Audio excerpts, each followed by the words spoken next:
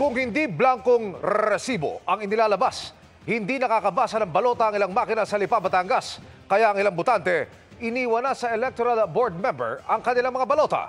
Nakatutok si Darlene Kai. Naging kontrobersyal ang kahong ito na pinaglagyan ng official ballots sa Clustered Precinct 167 sa Malitlit Elementary School sa Lipa City, Batangas.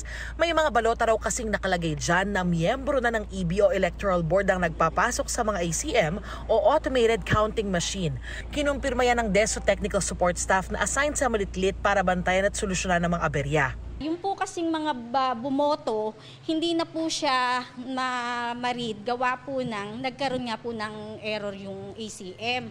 Ang nangyari po doon, tinanong po muna yung mga bumoto kung sila po ba ay kung anong magiging plano nila. Gawa ang iba po ay nagmamadali at at may mga pasok po sa trabaho. So ang iba po ay willing na iwanan na lang daw po nila at ipagkatiwala na lang sa mga naka-assign na teacher na sila na lang po ang maglalagay sa machine. 44 na botante ang nag-iwan ng kanilang mga balota sa third member ng Electoral Board at siyang nagsusubo ng mga balota sa ACM. Wala raw silang pinirmahang dokumento, verbal agreement lang.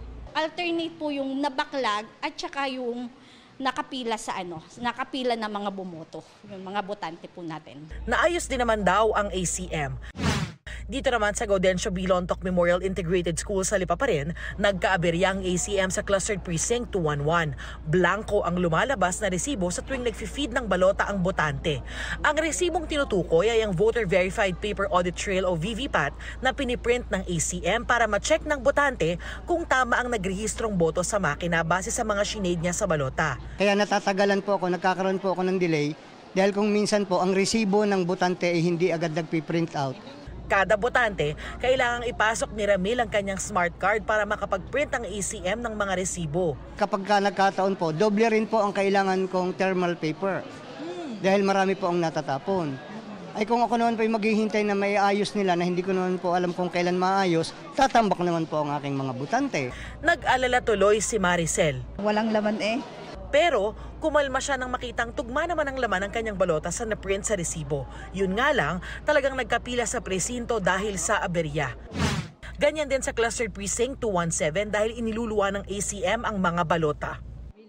Darlene Kai, nakatutok 24 oras para sa eleksyon 2025.